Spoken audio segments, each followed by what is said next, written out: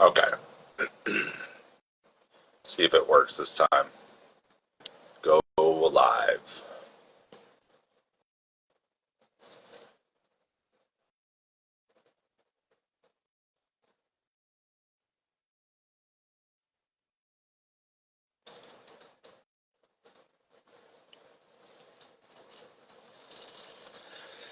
Well, we're not doing good here. Let's try.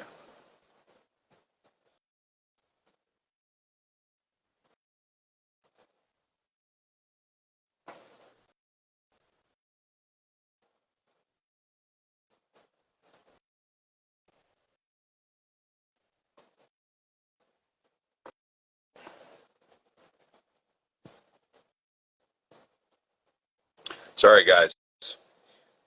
We are failing so far.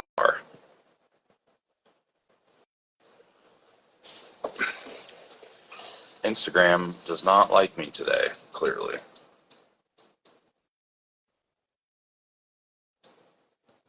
Go live.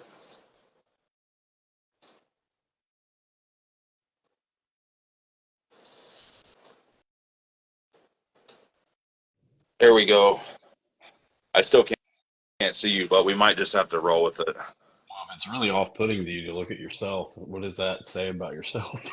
I mean, I don't mind looking at myself. I can't tell if you're like flipping me off over there I am. or You know who I. You know how I roll. yeah. Okay, well, I mean, we can treat it like a phone conversation. to hell with it. How Got my are you, cup. dog dad? I need one of those. Pretty sweet. It's kind of hipster though, isn't it? Well, I don't. What brand is it? Uh, uh, Polar Camel. I don't think that brand is hipster. Cool. I don't know. Uh, I'm not really sure. So we're gonna go with it Yeah. regardless. Anyhow, let's see. We're getting some people on here. Our third attempt. Um, Can everybody see us? I wonder if they can see both of us. yeah, that's a good question. For those of you guys on here, can you see both of us on the Yeah, screen? Mitch, can you see both of us? As long as they can see both of us, I suppose it's all right. Anyone give us a thumbs up, maybe wave at us. See and hear you both. Okay. Great. Awesome. All right. I'm pretty sure this happened with With Sam. us with Sam, and it was you specifically because I could see Sam. So it must be my phone. I don't know. I I mean, I suppose maybe. Probably is. I have an iPhone 11 and I try not to update much. Yeah, So, maybe that's it.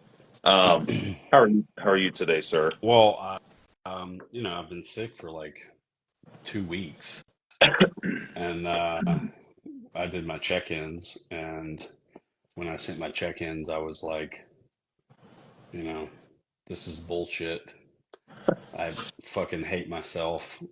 I look drastically different than the last, than the best check-in I had, which was a couple of weeks ago. Hey, Robbie. And so, reluctantly checked in, which I think is a lesson here, right? Yeah, Because how many people would just not check in? I don't know, 80% of my clients, if you had a bad week, they're like, hey, I'm just not gonna, like, I can't even face the shame of a terrible week. So I'm just not gonna send an email. yeah. As if it's their fault. Like that's the thing that gets me too. It's like I could understand being I could understand being disappointed in yourself, and I could understand being really disappointed if it was something that was self-induced. You Yeah, I was just just being but sick, but it but still was being frustrating because we were kind of like we were Sure. clipping along pretty good. And when you're kind of the pinnacle of the wave, and then all of a sudden it crashes a lot faster, for a couple of weeks, it was just like, damn. I mean, the one takeaway for me was I did get a lot of rest, which was good, and there were some nagging injuries that I had that have kind of dissipated now. But Yep. at the end of the day, your response was kind, and it was appreciative. And so when I rolled into the gym, I felt like, well, honestly, like there's been no change in my strength. It was just kind of wild. Yeah, Um, I took those 2 weeks off myself, and I noticed that. I was like, oh, okay, so I didn't still right. okay. Everything's Right. yeah, Right. everything's fine. Did But you eat normally? Like, yeah, yeah, I ate pretty. I ate normally my non-training day plan, pretty much, and still got mhm, my steps and stuff in. I will say though that I feel like I haven't taken any pictures yet, but I feel like I did soften up just a little bit. me too. Um, I can't tell. It's hard for me to tell because then, when you start training again too, you start partitioning all that fluid and stuff back into the tissue. You're getting that glycogen retention again. So give it a couple weeks, and it may not. You know what I mean? Might look the Yeah. same. Yeah, sure. Uh, That's what I'm banking on. yeah, I that's mean, the even in some of my clients, like had one guy, we're in a growth phase, and he had like a 3 or 4 week, string of weeks where it was just like he couldn't get it together. It was just yeah, it was cheat meal after cheat meal. It was just not there, and so he looked like he was really soft. And then once he finally dialed it back in, and it was 2 or 3 weeks into it, he tightened back up again. um, but as far as like what we're talking about tonight, like I've kind of been thinking about a couple of different things. You know, one of the things I talked about recently was the reality of what bodybuild like the reality of bodybuilding. You know, there's a lot of people that get into it and they have these aspirations of getting to the pro league and like really being great, right? And yep, I think I don't think it's been said enough that I think bodybuilding is something that you can do really good at if you do it for long enough. yep, Um, but then there's a caveat to that. There are there's a select group of people that have better genetics than you by and large, and it's going to be drastically apparent when they do something versus you doing something over the long haul. Like I think about like with you, for example, how long you've been bodybuilding? Half your life, yeah, yeah. and you Basically, look exactly that. great, and you're a national level competitor that's competitive, and the next time you compete, it's going to be a whole nother ball game because you look different than you did the last time you competed. But look at Felix Norman. So okay, there's a Right. little bit of a difference there. It's like, how long have you been coaching him? 3 years? Is it three? What is she in the Right. background? What is she saying in the Yeah, she background? was saying hi. She's like, I don't want to say hi. I don't know if I want to say hi. Hey, He's, so our screen is malfunctioning, so I'm looking at myself, it's but he's probably there. my phone, but I see you, Michelle. What's up? um, hey, go out, leave, little man. Yeah, I mean you're 100% right. I think of it as like compound interest because you, especially when you start, you think you know what you're doing, and you don't. Mm, right. You don't. And even if you have a coach, you still don't know. I mean, you're only so good at providing feedback. You're only so good. Your maturity in the process is really not there. I mean, there's so many little things that you can mature and do better at over time, and it's not always the stuff that people think. Sometimes people think it's like I'm gonna learn the secret, the secret protocol, or I'm gonna learn the secret nutrition timing or thing. And no, really most of the stuff that people mature at is navigating situations like being sick Right. or having a setback, or when things aren't working, you can navigate those things easier, being a better client if you are working with a coach. That's the stuff that gives you compound interest, because you're getting an extra 1%, extra 2% of benefit over time. um, and the other thing too is you tend to make less mistakes that way, Right. right? Hmm. When you're learning things. So what does that do? Well, if you think about mistakes that you've maybe made uh, over the first 5 years, if you do it right, you should make a lot less mistakes over the second 5 years, which means that you're having less. There's less time within that 5 years where you're not making progress, Right. essentially. You know, and so it's compound interest essentially. I mean, it should be kind of a snowball effect. Now, of course, the on the other side of that, your progress will get harder at some Yeah. point. It's Yeah. not like you're not going to have that initial response forever, but again, there's the reason, and really the reason for all of this is social media. At the end of the day, I mean, it's like this. There was never a point when I started bodybuilding, and I don't really remember anyone when I started bodybuilding talking about, I'm going to turn pro, and they just started bodybuilding, or I'm going to hire a coach so I can become pro. Like, I don't remember anyone doing that. They just love the sport.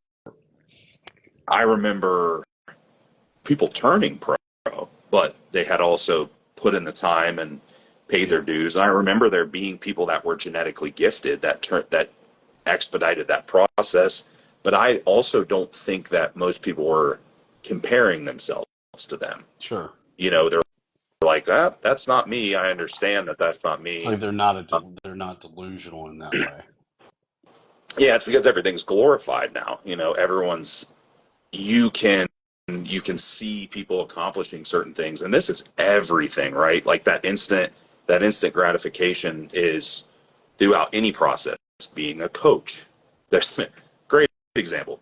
Being a bodybuilder, a business. There's a million people online that are telling you how you can get rich quick, or how you can become successful quick, and they're like, do these things, or people just try to emulate other people. Like, Right.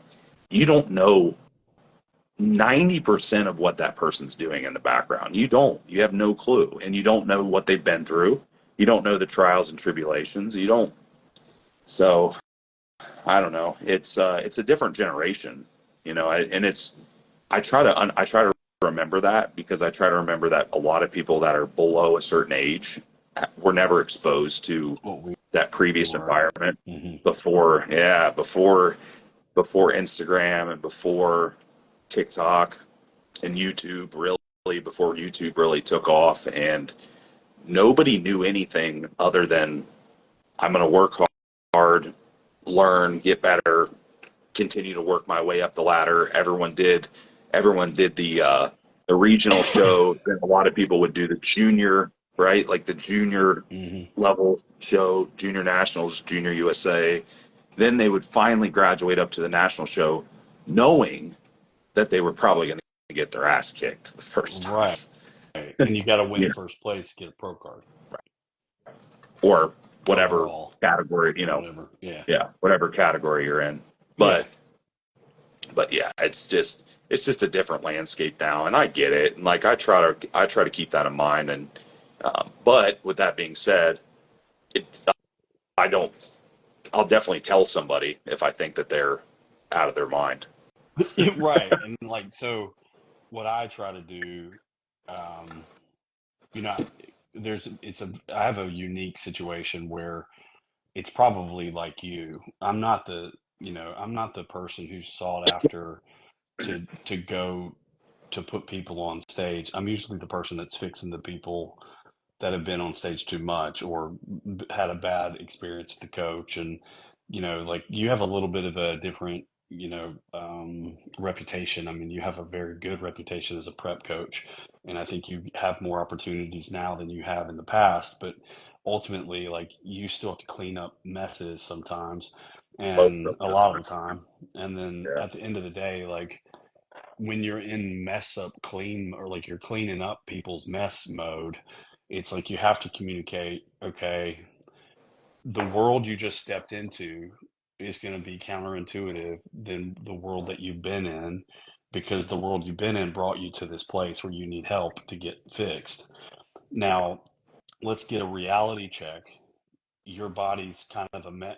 Not only are you a mess, but you might have been fed a bunch of bullshit to get you on stage, because they want people on stage as much as possible. And you and I are selective. I mean, I don't know how many people you put on stage a year. It's not very many. And the same thing with myself. I might put two or three on this year. And at the end of the day, everybody else is kind of in a health phase or a growth phase, or we're working on things that are not sexy, right? And so what people don't realize is bodybuilding's not sexy, like real bodybuilding, like Yeah. like doing it for the long haul. It's not a sexy thing. And so then having the conversation that's sort of the bearer of bad news, like, hey, by the way, you've never been in shape. um, your expectations of your physique are a little higher than they should be.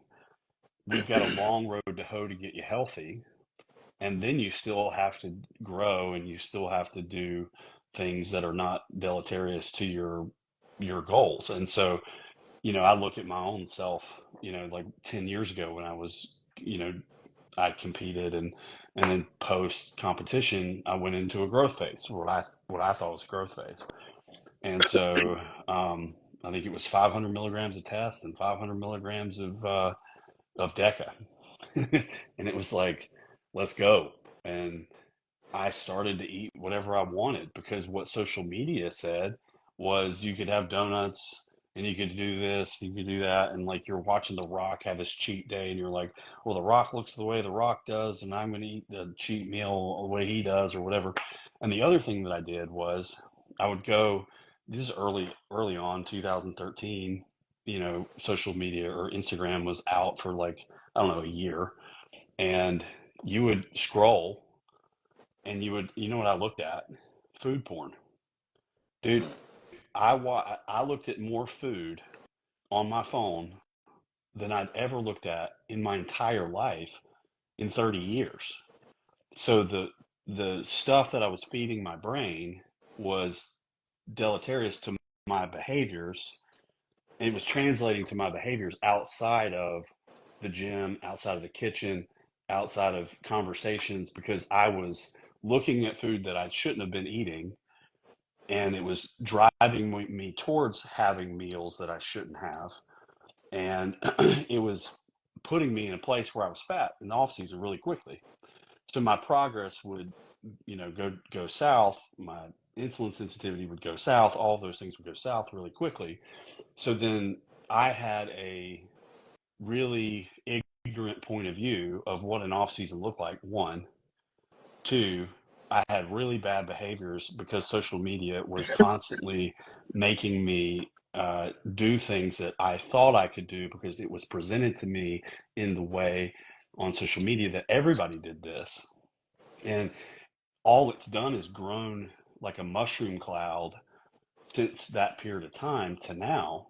And now you have all these people that put their highlight reel on social media, and it's created a mental health problem that you have to look internally and look at your actions and your behaviors and take accountability for those things.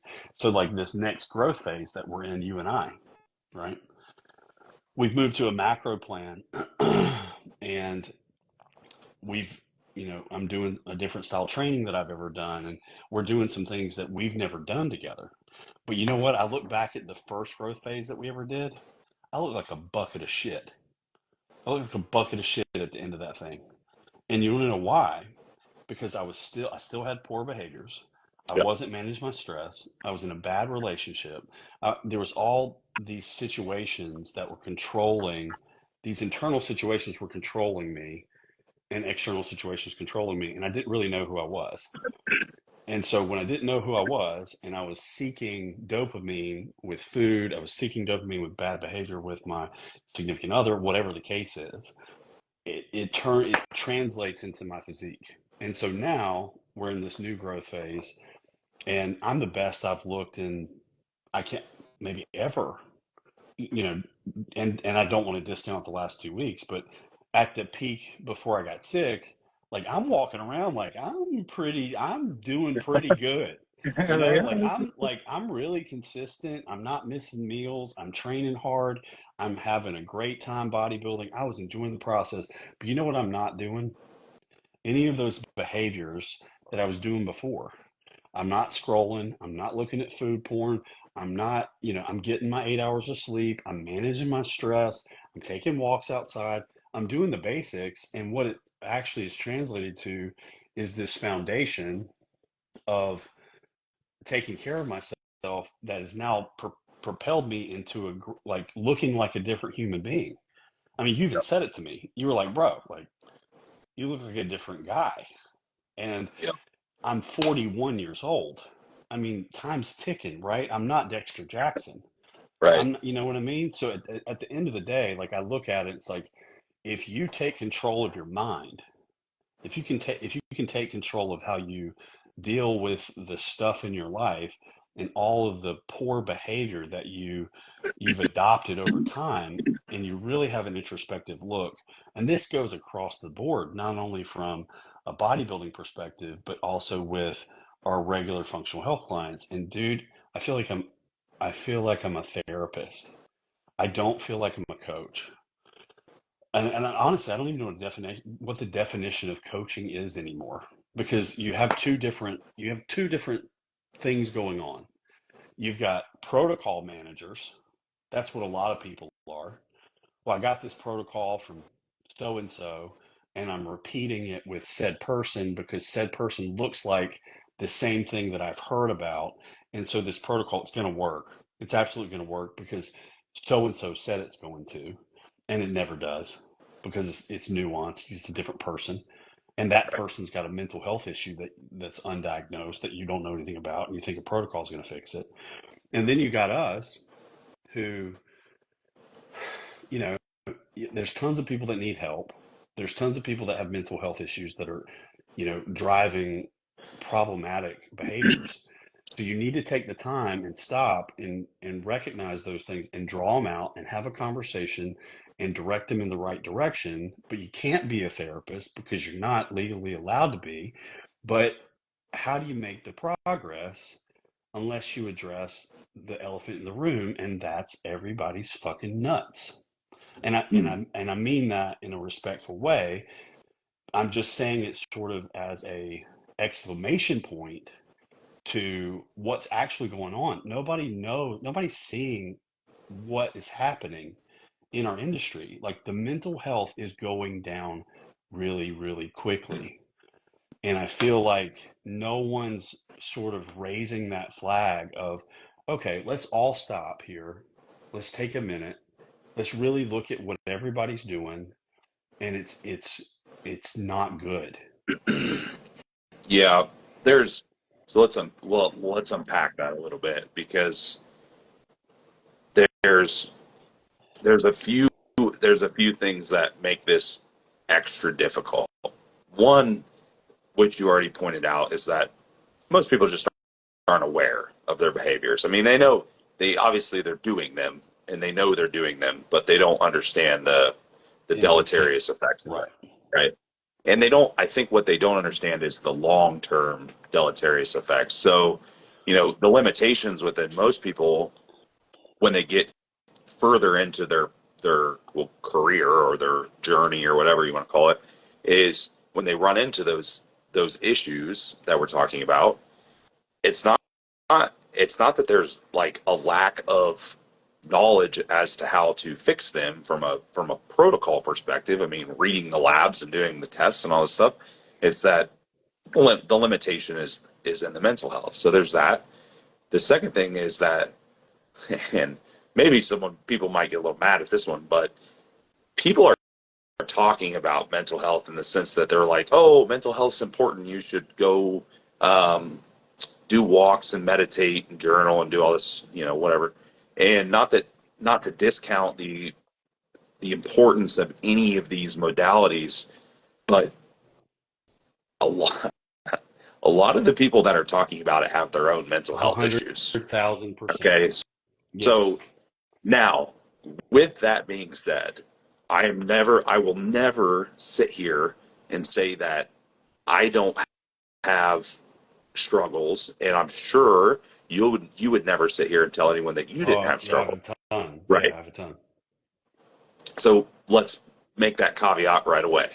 However, there's a huge difference between having struggles and acknowledging them and actively working on them and being aware of them versus not, essentially, Yeah, right? right. So, we have a slew of people that are preaching a very like generic message, and yet they are really kind of just doing the same shit, you Yes. know, in some way, shape, or form. Maybe it's not to the same degree. Maybe I will say there are plenty of coaches that have overcome. They've had the same struggles as the clients and they've overcome those things. And they've really turned themselves into a good coach for that reason. But that's not the majority. That's not the No, majority of people, no. right? So, and the other thing too is that a lot of people coach, they can really only coach people based on their own experiences and their own perspectives. So I think that they're really closed minded in terms of like people are having a certain issue. And so they perceive it in a way that the only way that they can understand it, and it might not make sense to them. So, they get frustrated, or which we all get frustrated, or Yeah. they don't under they don't understand why the person's doing it or why they can't do it. And I'll say this, like I don't always have the answer to everything. Like sometimes the answer is like you need to go to therapy and have someone help you unpack this, but usually I can at least understand the perspective of the person, and the perspective may be frustrating, man. The reality of the situation may be that someone's just going to ignore the shit until they just can't simply ignore it Right. anymore, and everything breaks down and crumbles Right. to a million pieces. And then what happens? I mean, and then we're Well, talking about because the like, reason why, though, you're talking about hitting rock bottom. So when you hit rock bottom, there's no place for your shit to hide, right? And has to like, come out. right. And so ultimately, Yep, like, I don't like I'm a proactive coach. I try not to let yep, people hit rock bottom. right. So I'm like, hey, these are the things that I see that you need to work on. And you know what's really interesting? I'm gonna brag on somebody, but I'm not gonna talk about their name. Okay. Um, the different divisions within bodybuilding, they have different personalities, right? Yeah, yeah, It's like, yeah. We were talking about this the other day. yeah, Yeah, so you have like the we IFBB have Pro. the mustache division. We have the bob cut division. We have the only glute pose division, right? Stirring the pot division. We got the stirring the pot division. That would be what, bodybuilding? No, Who's that? men's Men's physique. physique. Anyhow, yeah. Go so, ahead. Go ahead. so, you know, IFBB Pro bikini girls are notorious for what? I don't know. You tell me. Competing constantly. Like, I mean, Oh, I sure. think they do Yeah, like yeah, 23, they do like 23 shows in a weekend. It's like, yeah. I don't even know how you did that. But like at the end of the day, the culture in bikini is let's do as many shows as possible. Let's get our face in front of everybody as much as possible. It's, political in ways that I don't understand. Um, and from a judging perspective, I think sometimes you look at it and it's like, how in the world can you watch 40 women come across a stage and recognize who's the best? It's a strange place. Fair. um, but what I'll say is, working with all of the divisions, there's certain divisions that have certain mental skews one direction or the other. And it's like, you have an open bodybuilder and like they may think they need to take 7 grams of gear a week, and that's what they've always done. And it's like, well, let's see how long you live. But then you have the bikini girl who more is better. Like more is better is typically across the board. It's just different nuances of things that they do more of. And Because all so, they're emulating the other people that are doing it. right. So They're just, yeah, I'm which, coaching an IFBB pro bikini girl right now. And when I first met her, I remember having a conversation with you about it. I was like, I don't know. This might be a difficult one from a mental standpoint. And you just cautioned me. You were like, yeah, just just tell her what's up. And so I did. And ultimately, the caveat of working with me was like, you need to get a therapist today alongside what we're doing. And so she came to me with like a cortisol level that was like 26 in the morning. I mean, like stress levels are just skyrocketed, right? Everything that you looked in her labs, hormones are downregulated, thyroid's downregulated, everything's downregulated to the point of like you've clearly been pushing the envelope physically and mentally at this point. You've got some things that you need to work on. So I get this plan together.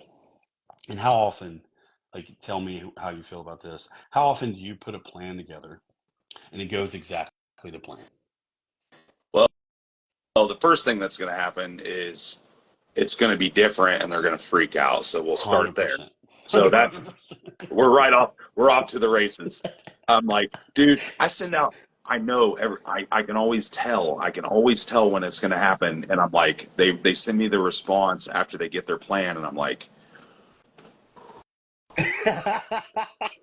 all right, here we go. You ever heard they have this like audio on some of the reels and it's the Joker's voice and it's like, and here we go. That's Yep, every single time. It's literally what pops in my head. yep, And I feel the same way. It's like, okay, now we've got to talk through all of this yep, because there's a lack of trust there because it's so foreign, right? yep, yep.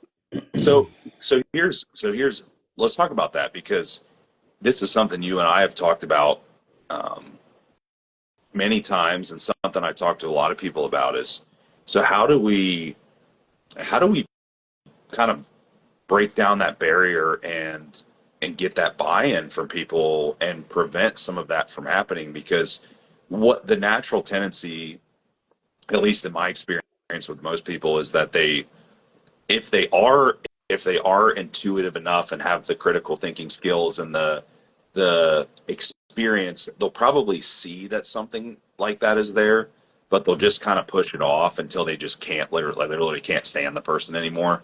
And then, you know, then your relationship with the client is really burdened. So Right, we want to prevent that, right? right. And you and some of my favorite feedback that I get from people, one of my favorite things outside of, getting good results and stuff, of course, is that when somebody tells me, I wouldn't have done this if you wouldn't have pushed me in that direction. I never would have made these changes. And they're normal. So normally what they're talking about is like mental stuff, right? Stuff on the Mhm. mental health side. Um, and the only way that that happens is that you have to point it out. You Right. gotta, and it's, and the thing is that most people, if you point it out, yeah, some people won't acknowledge it. And I truly think that even a lot of the ones that get kind of upset with you, I think they still know deep down somewhere in the back of that brain, they're like, yeah, yep. But Yeah, it hits a trigger. they don't want to acknowledge it, but they know. So, um, you really, you have to build the trust first. And we've talked about this. I mean, you can't just like come out guns blazing at somebody, right out of the gate. Right. But you definitely have to, you know, you definitely have to make your concerns as a coach known, just like the client makes their concerns known. You have to, it's a two-way street here. We have to voice our concerns with the situation, because in order for me to coach you effectively, I have to have certain things from you, right? It's not 100%. a it's not like I'm magic or that you're magic. I mean, I can't just pull something out of my hat when I'm not getting any buy-in. And so once you've gotten that trust, that initial trust from people, you got to be honest, man. But you have to do it respectfully, of Yeah, course. and I You think know, that's what's lacking in the industry maybe is like a little bit of bedside manner and people skills because what I find, and I'm coming from a background of sales for several years, so I've had a lot of experiences with different types of people and having different types of conversations. So, like coming into coaching, it was already sort of an innate ability for me to be able to relate to people, but also kind of meet them where they are and be kind and like sort of package a message in a way that, like, I think some of my closest friends are like, you have a really nice way of kicking my ass, but letting me know that you love me. And yep, like you're the same way. I mean, there's been times 100%. where like I've literally read an email from you and I'm like, he would not have sent this if he didn't actually like me. Yeah, It's like you really care about wouldn't me. have. And Yep. and at the end of the day, like what I have to do is, and you said this earlier, on the live, it's like you have to have the ability to put yourself in the client's shoes and see it a little bit from their perspective. And ultimately, what I think really made the difference in this particular scenario with this bikini girl, right? There's an aspect in the initial call when we were going over her blood work, and I was just really kind but straightforward and truthful about what I saw and why I thought it was there because I kind of already knew her a little bit and like, you know, stuff like that. But then after that initial call, and then I set up the plan, and let me tell you, it's really foreign, right? I Mm. mean, I coach a lot like you do, and so like 4 meals instead of 6 meals, and like there's different little nuances that when people look at it, they're like, "What am I gonna do with myself? This is completely," and they get frozen. So instead of like sending off the plan and then just crossing my fingers, I send the plan and I say, "This is going to be a lot. Let's set up a call and go over it." And so Yep. what I did with her, and I just went line by line. I explained, here are supplements that we're putting in your plan, and this is why. These are the reasons why I put the meals the way I did. This is the reasons why your training looks the way it does. And these are the concerns I have about your behaviors that are contributing to these problems that we're working on.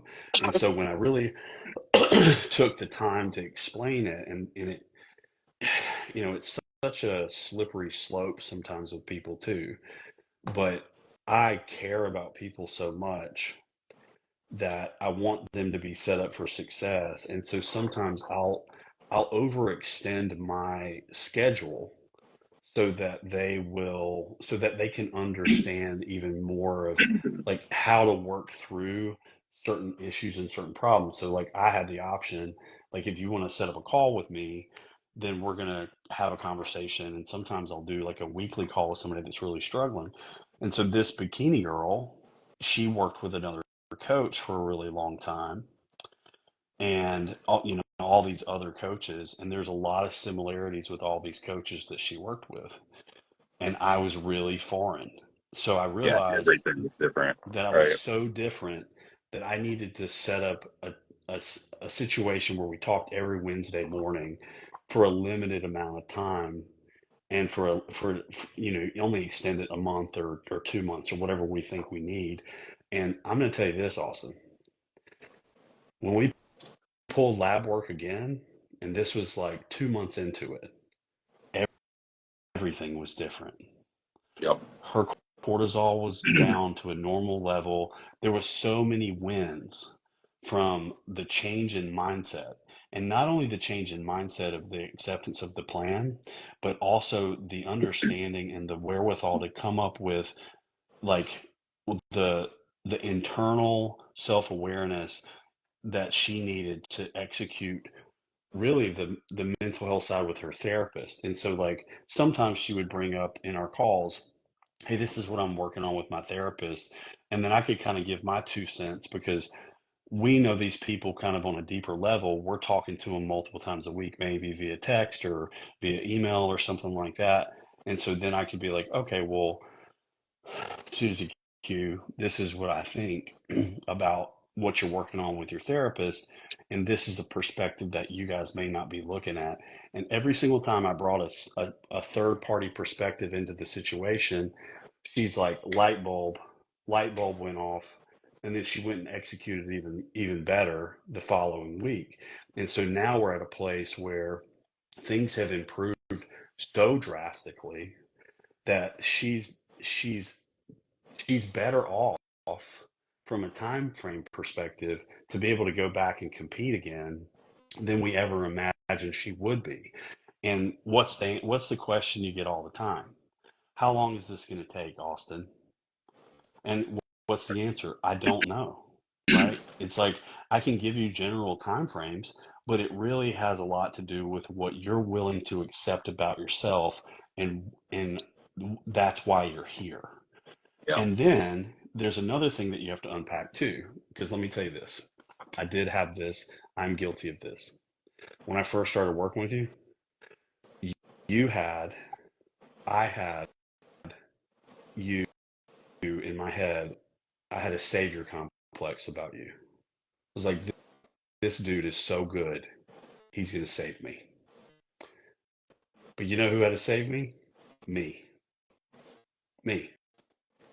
And I had to realize that you were a person that was just a guide in my life. And I mean, divinely given, in my opinion. And at the end of the day, like we've had some tough seasons of life together, and you've walked with me the whole time. And I think that's coaching. Like I was explaining to another coach, I was like, you know what coaching really is?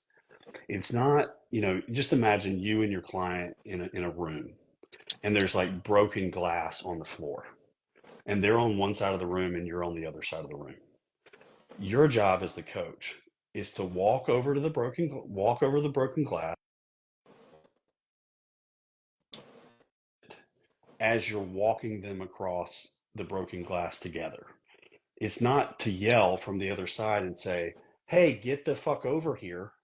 Right. But there's a lot of coaches that do that, and you were one of those people that time and time again in my life, when the broken glass was on the floor, you were like, all right, bro, let's pick it up. Let's walk. Let's go. And I think when you do that, it doesn't really matter about the time frame, because a lot of these people are in bodybuilding because nobody's ever fucking cared about them in the first place. So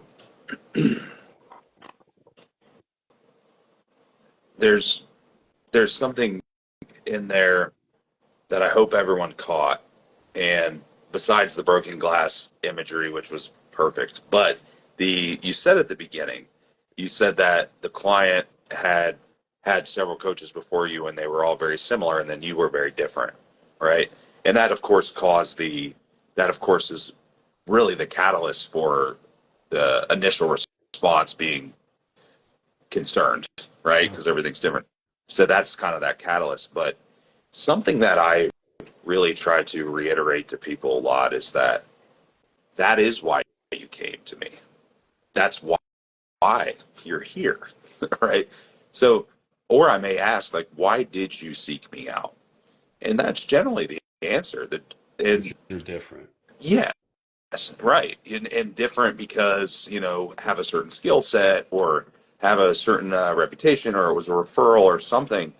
I'm like, the whole reason that you came here is because I'm not like those other Right. individuals that you've worked with that have maybe helped contribute to the situation that you're in. Like, I'm not trying to throw anyone under the bus. I'm just saying, like, you came here for that reason exactly. So I think that's very important for people to remember.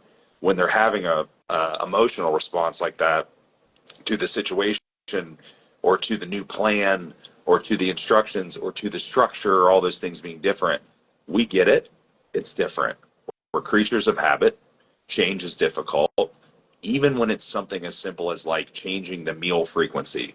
Like if you really think about it, man, that's not that big of a deal, right? No, It's no, just, I mean, we're talking like minutia here, right. really. But when you take the accumulation of the plan, there are a lot of differences in there. So that really, it really starts setting off those triggers. But ultimately, that's the whole reason that you're here. The whole reason that somebody changes a coach to another coach is because they don't like what they're doing. Maybe they were treated poorly, or they didn't get the result they wanted, or they got put in a bad situation, or they didn't jive, or whatever. So So, here's a question, you know, just to interrupt real quick. When you look at you, you can take the functional side that you've kind of pioneered into this bodybuilding space, and like you've really changed. If you look at the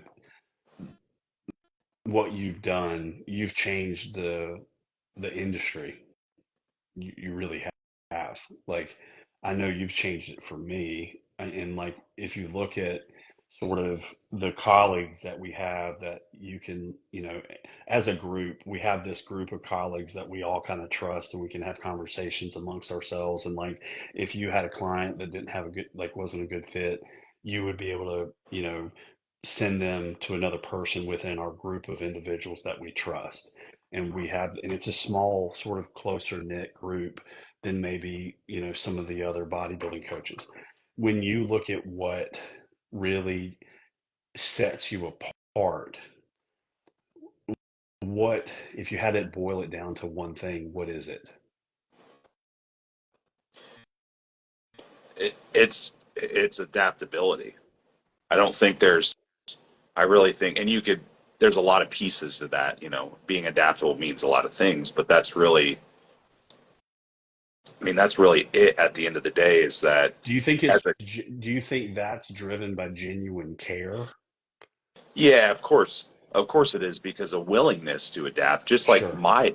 okay, man, that's a great point. I mean, the coach has to have a willingness to adapt. So for example, you get the client that comes in, let's say I'll present you with a situation. Client comes in, you set up, you have that conversation, you kind of like sniff out the items, the things you need to address with the client. You have the conversation, here's my concerns, what are your concerns, yada yada yada. You set up the plan that you think makes the most sense for that person at the time.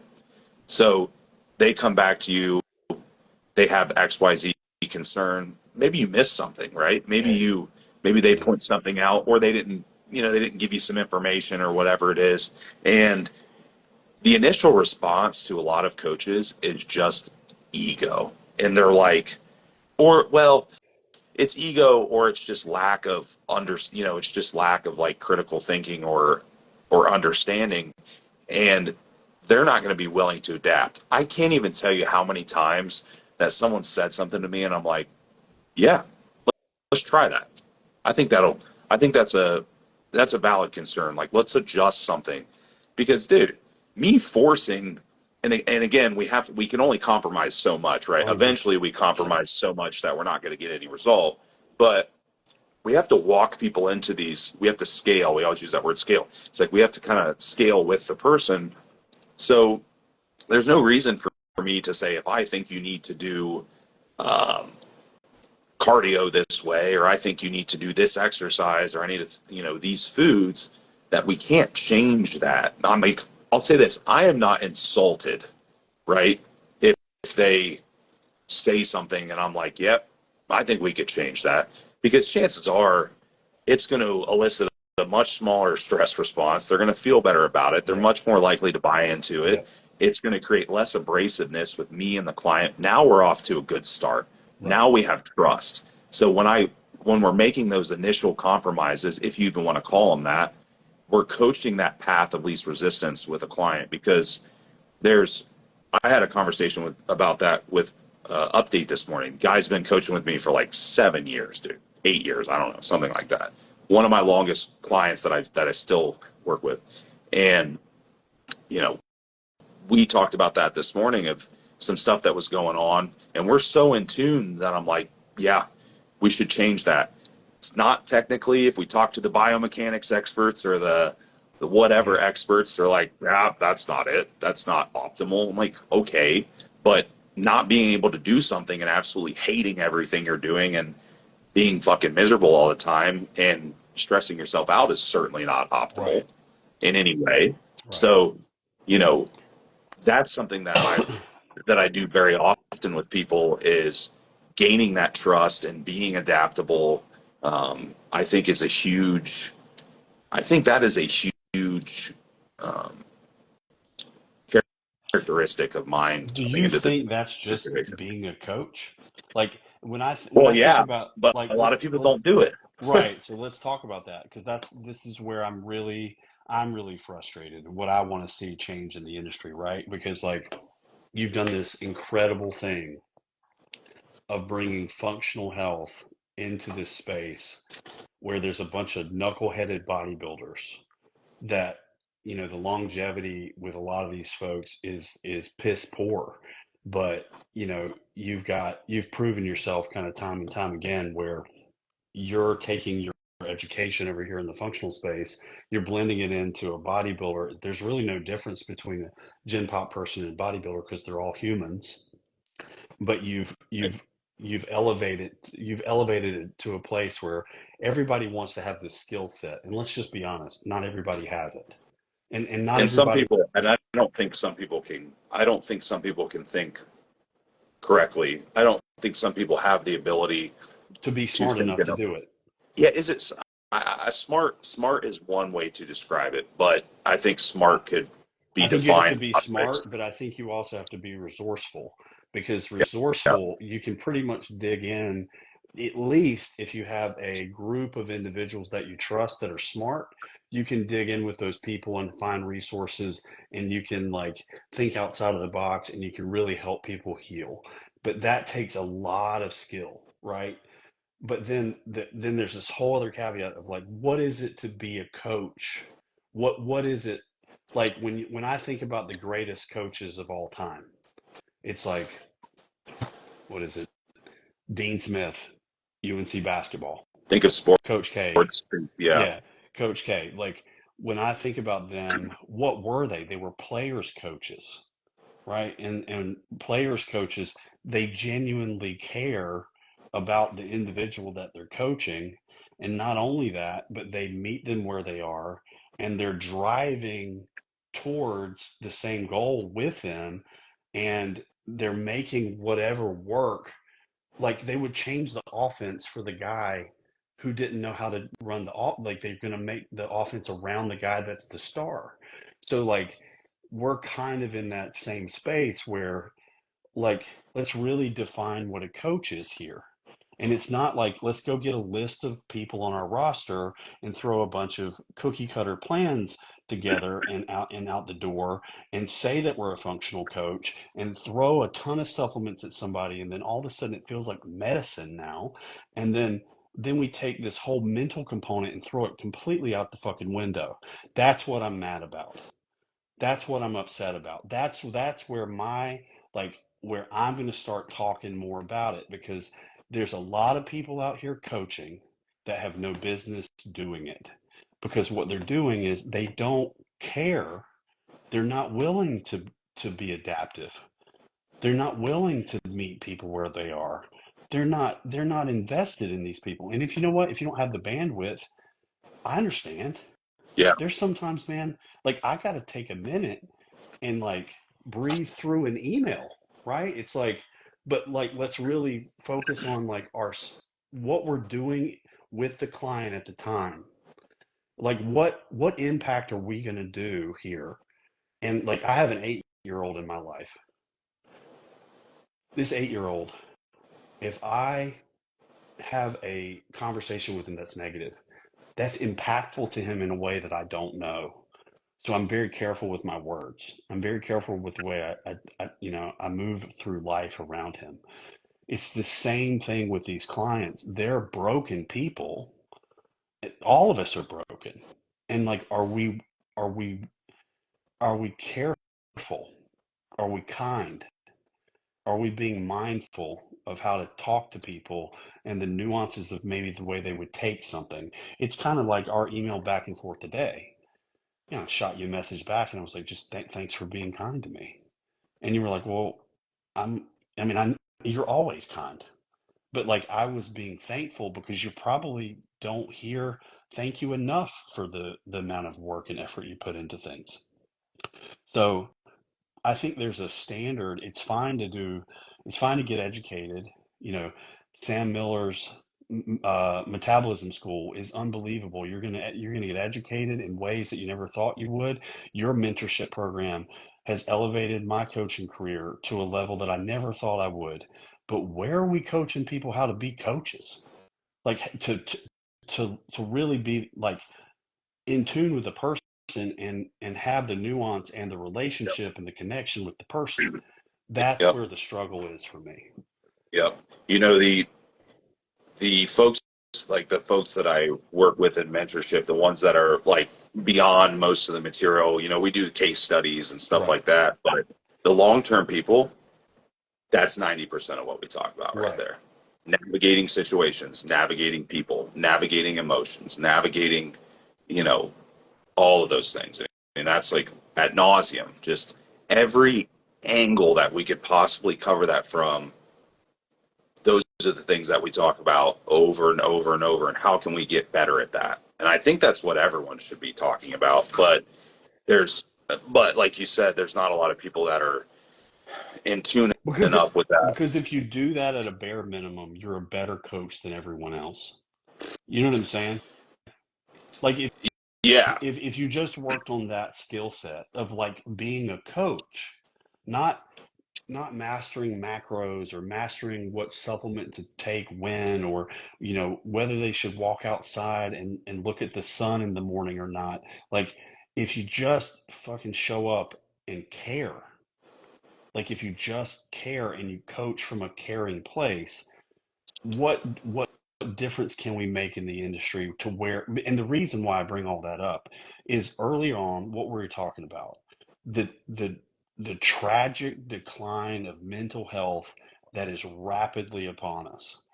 And it's like I feel like the only thing that's a benefit to my clients is when I pause and I say, look, I've been walking across this broken glass with you and I see this behavior, and you know that I care. And because you know that I care, I can tell the truth to you in a way that you've never heard it before. And that truth needs to be said to you because it seems as if I might be the only one in your corner looking out for your best interest I'm over the the only long one haul here. that'll tell it. I'm the only one that's willing to actually tell you that. Right, right. And that's where my I really it really grinds my gears when I meet these people that have had these other experiences with these other coaches or these other entities, you know, even these other people who are educators. Like they just don't have the character and the care behind what they're doing. And like people like you and Sam, day in, day out, showing the same thing over and over again. And you know what? It's not sexy. It's Mm-mm. not. Neither one of you are sexy. I mean, you might be to the girls, but not to me. And like, you know what I mean? To Yeah. me, I just want to make sure that our group, the ones that are making this impact, that we can broaden this impact or even push out the crap. Like just make the ones that aren't cutting the mustard quit. Yeah. And I think that, I think it's probably going to be a mixture of both. It's like, it's a supply and demand thing at some point, right? If we want to be kind of more statistical or more analytical about it, it's like, wow, those people aren't going to be getting any. They aren't going to be getting fed at some point, Right. you know, because there's it's not across the board. There's always going to be a lot of people that seek out the sensationalism and seek out the trends and the next best thing. But I have definitely noticed a shift towards valuing this type of, you know, this Truth. type of characteristics in a Truth. coach. It's happening. It's not it's not going to be a quick thing. It's not going to be something that's definitive where like all of the sudden every single person only wants a coach like that. Right. Um, but it's definitely treading in that direction. Well, it has Slowly, to, because I'll be but honest with you, surely. like, I don't know that I was before until I met you and Sam. So there was aspects that I learned, not only educational, but the way that you guys interacted with me and the genuine care that came across in conversations. And it was like impactful times in my life where you and I mean, one of the most impactful conversations I think we ever had was at your kitchen table after John Meadows died. And we were having a discussion about how you were going to be my coach. And it was like, okay, like this guy is he's a, he's a human. Like you were caring in ways that Meadows was. And like prior to that, I didn't have those experiences where there was a depth of care per se, or the bandwidth to really have a conversation that was meaningful in a way that was going to direct maybe the way my life was going to pan out.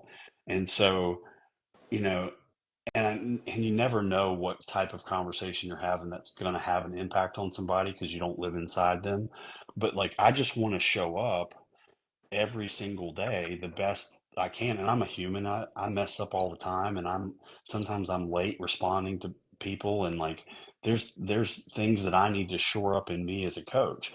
But I want to see the rise up in genuine care in the industry, Yep. because that's what's going to drive out all of the other people that are sensational, Yep. because when there is true caring, then you can tell the truth, and the truth will push out all the bullshit. Yep. You sh- if you're a coach and you're trying, and I think if you are a coach and you're trying to maybe understand if you are this person or not, this type of coach that we're talking about, something that there's ways to kind of quantify that. And one of those ways is one is that your turnover should be pretty low, right?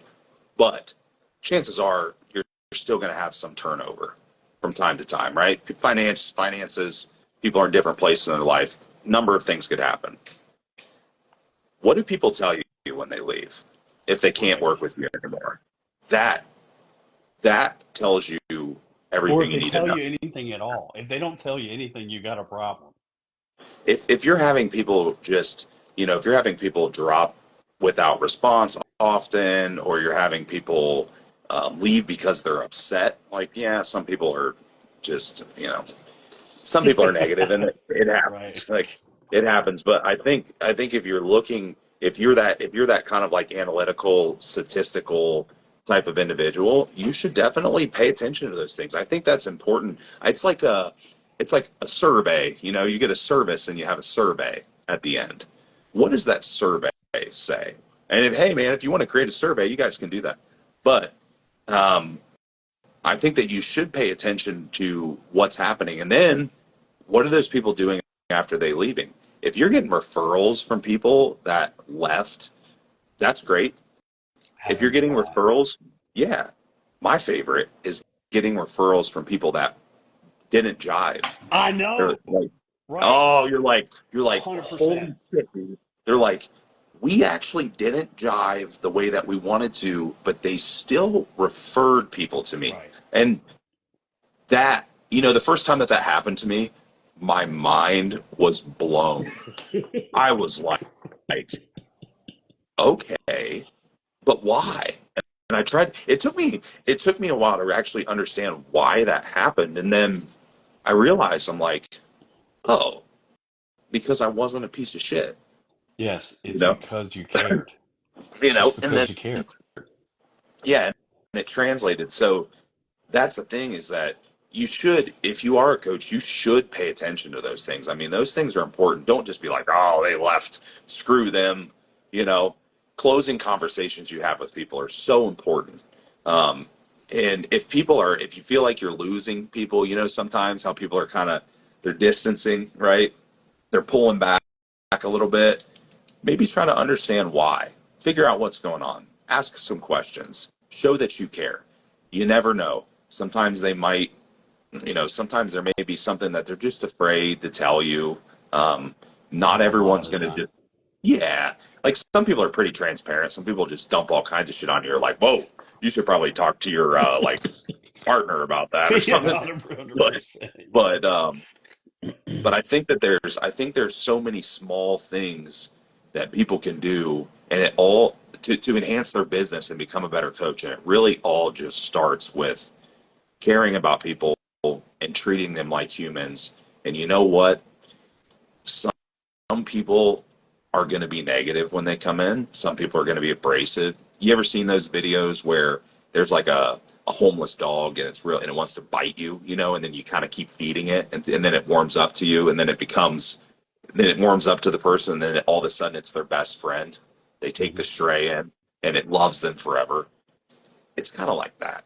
It's kind of like you have to nurture with the people that have those experiences. You have to understand they may come from a place where their previous coach like yelled at them every single Hmm. time that Hmm. anything was wrong, or their previous coach, maybe that's their home life, man.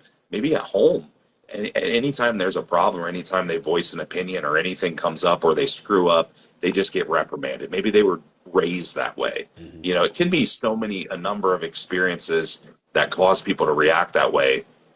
Don't take it personal, first off, because that's tough, man. Like you feel it. You're like, damn, that hurts because I'm really trying hard, you know? Um, but just try to understand it and try to continue to nurture that. And don't be an enabler. If you know, that's something I see so often is the coaches are just enabling those behaviors. They're getting pissed off. They're, you know, reprimand, dude. Some of the shit that I've heard that people do is like you treat your clients like that. You like publicly shame them and call them out and talk shit and screenshot and spread gossip and all this stuff. It's like, It what are we doing, man? it is Like, wild out there. what? Like I'm like, there's what are sometimes we I doing? listen to things and I'm like, I'm a different I'm cut from a different cloth here. I don't even understand how this I happened.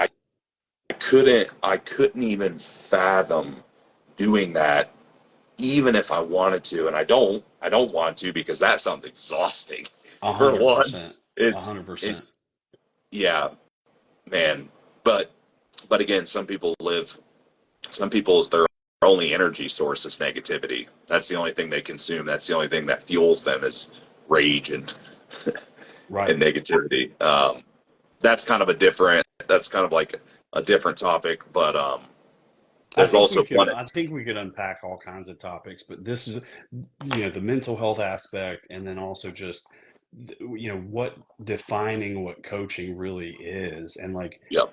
really looking at looking at the great coaches over the years, like in football and basketball, and like the people that actually bring people. Like think about this.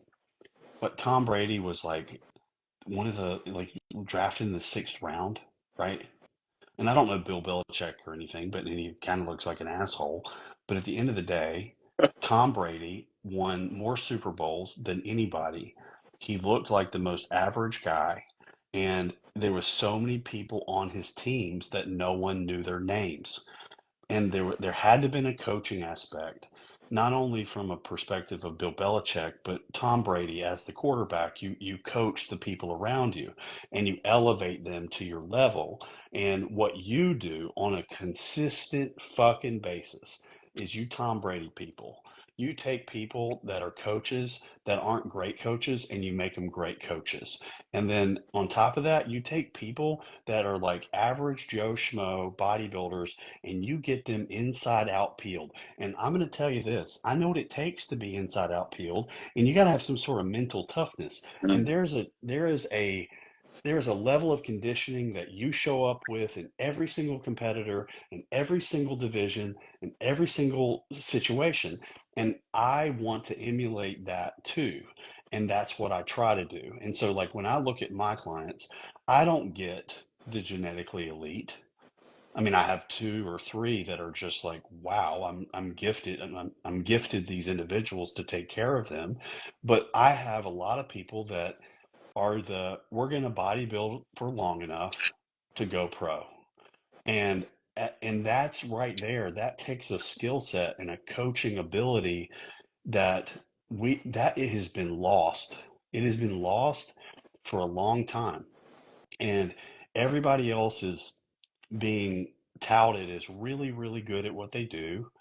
And it's not that they're not good. It's that they just have access to more genetically gifted people. And let's be honest, let's take one of my guys with the genetic, or let's take Felix.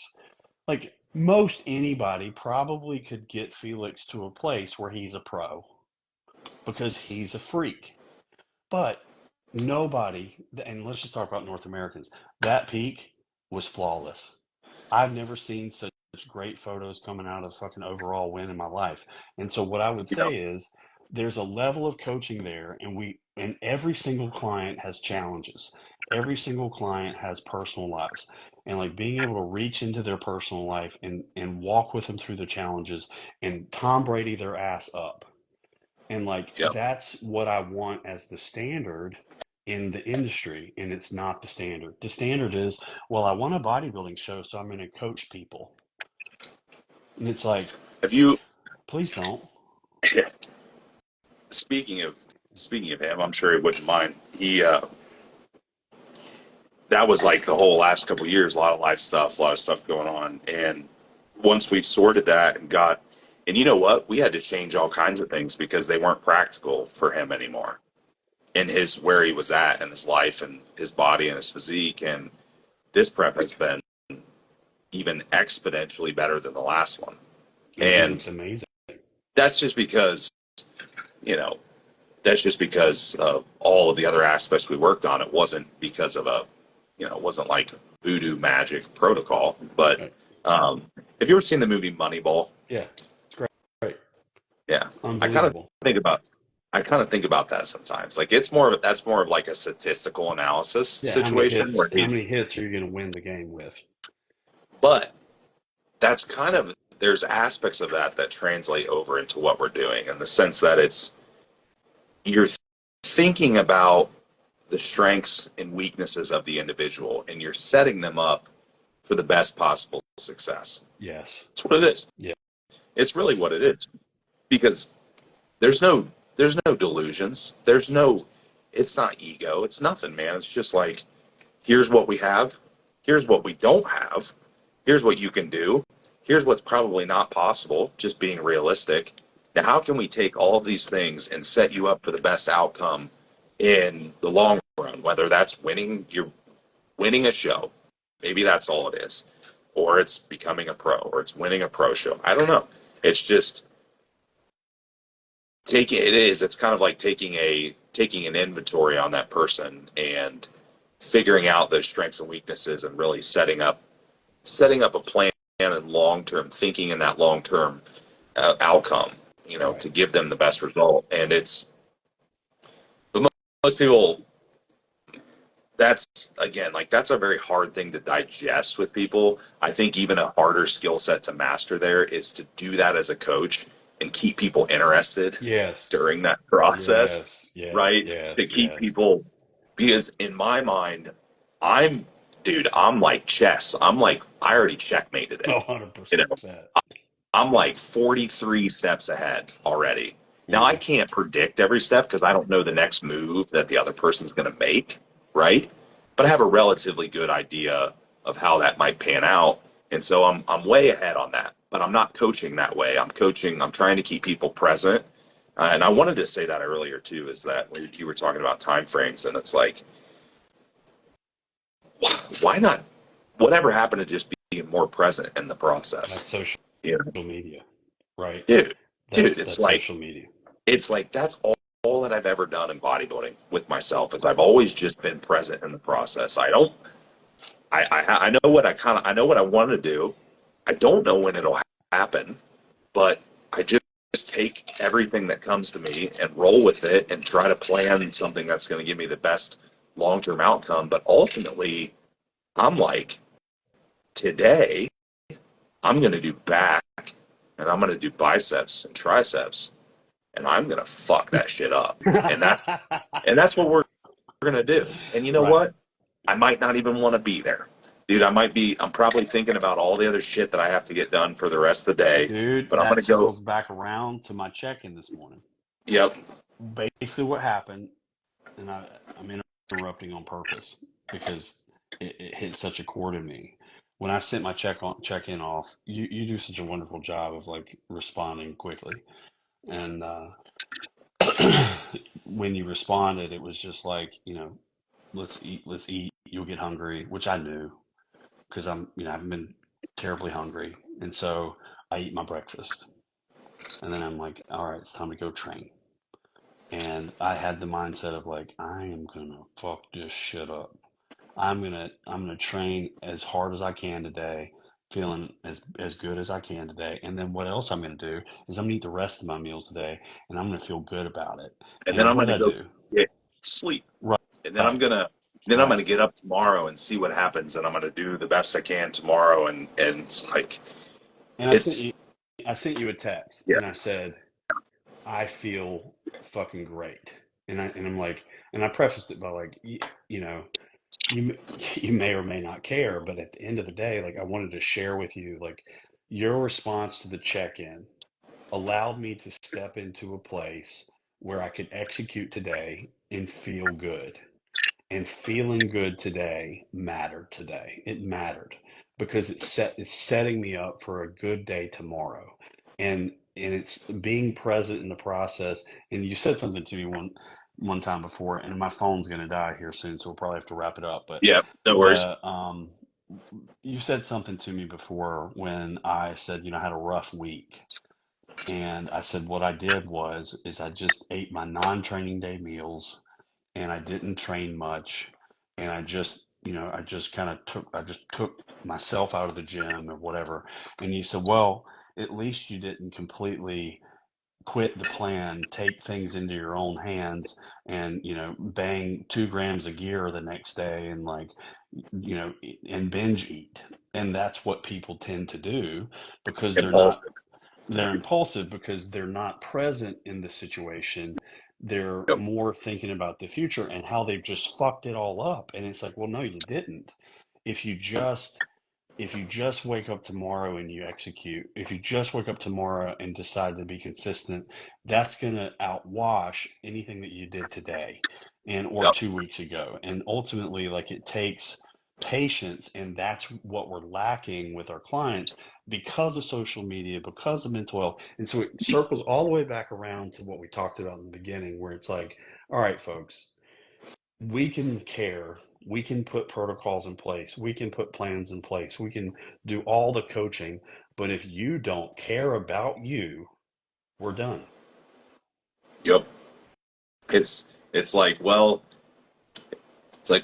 that last week sucked. Okay. Oh, well, now what do we do? It's move forward. Did we learn something? Cool. What did we learn? All right, let's not do that again. Let's fix it. I mean, whatever it is, it's just time doesn't stop for anyone. This shit doesn't stop for anyone. The longer you ignore, if you're fortunate enough to have a coach or somebody in your life that's honest with you, that gives you those perspectives, that is trying to help you, my advice would be to listen to them. The longer you put them off, the longer you ignore them, no matter how challenging they are and uncomfortable they are, you will find that a year from now, 5 years from now, you have not got anywhere, or you're in a worse position potentially.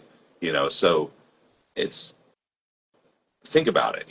Like where do you want to be? Where do you want to be in a year? Where do you want to be in 5 years? Right. Is are your behaviors right now conducive to that? Yeah. And the other thing I would say too is conflict delayed is conflict amplified. Yeah, So it's if you delay anything when it comes to conflict within yourself, or even like the example back with my check-in with you this morning, dude, I did not want to take pictures. I did not want to send that email. I did not want to talk to you. Even though it was out of my control and I was sick, I was shameful over my photos because I could tell a difference. And so, but I did it because I thought, you know what? I got to face the music here. I got to see this is a conflict that's within me that I've got to draw out to the light and show to Austin. And then he's going to be honest with me about what's going on. And whatever he says, it's going to give me the courage and the encouragement and the courage to move forward and keep plugging away at the plan. Yep. And the plan is got to be far off, but I've also got to be present in the process. And I love that you said that because I think Yep. being present in the process, that might be a new hashtag that you got It, to freaking do. I mean, it's honestly. it's we can kind of close it with this 'cause I know your phone's going to die on us, but it's the all of these situations boil down to, even the impulsive thing, they boil down to coping mechanisms, right? So I made a post a little while ago, maybe a couple weeks ago, talking about negative versus positive coping mechanisms. And essentially a negative coping mechanism is something that's maladaptive. It's something that might help you mitigate the symptoms or the pain or the situation for the time being, but it will ultimately lead to more pain, right? A lot of them, addictions, any number of things. A positive coping mechanism is likely to be pretty uncomfortable to some degree when you're executing it, but a positive coping mechanism will ultimately lead to better habits, better outcomes, essentially everything positive, Right. in the long run. And that's something that we should all think about is stop for a second. What am I doing? What am I saying?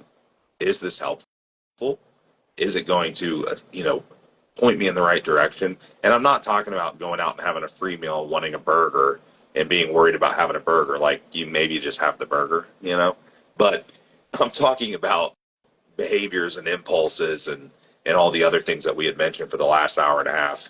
Um, there's a lot of small decisions, a lot of micro decisions that people make that accumulate over time, and you kind of, it's like that fork in the road, right? Yes. And you go down that other path, it will add up. But next thing you know, you're going to be You're sitting in a 300 situation. pounds fat. You're going to be sitting in a situation, and you're going to be like, "What in the hell? And how in the hell? Yes. What? Why am I here? And how did I get here?" 100%. Hopefully, you're fortunate enough, again, like I said earlier, to have somebody in your life, and whether it's a coach or whoever, that will be honest with you and give you that perspective. And my God, I hope you listen. Oh, me too. I mean, and I'm gonna throw it back at you. It's like I'm so thankful I fucking listened to you. Yeah. I mean, there's been so many times in my life in the last what are we 3 years on now, where Yeah, probably. if I hadn't listened to you, dude, uh, God knows where I'd be. Yeah. And I hope that I'm that way for my clients. I hope that your other clients feel that way about you. And somehow we gotta like help this part of the change because you've done such a good job with the education of the functional side. It's like, how do we bring awareness to what a good coach looks like? Yep. And Just keep talking about it, man. right, right. I'm only one person, you're only one person, but collectively, it's a collective effort. That's all we can really do. And the ones that wanna get on that, you know, get on that arc with us, we'll do Right. it. But the rest, I, Right, you know, right. And I I mean, appreciate the time tonight. It's been good to catch up, and I just appreciate our friendship and um you know whenever you whenever you post this, just hit me as like a collaborator or something, and I will. I I definitely appreciate will. it. I have to go have a meal. Yeah, me too. So. I'm hungry. But I'll get this posted. Thanks everyone for joining. Fantastic discussion. Always a pleasure, my Yeah. friend. I'll see you later. See Bye. you later.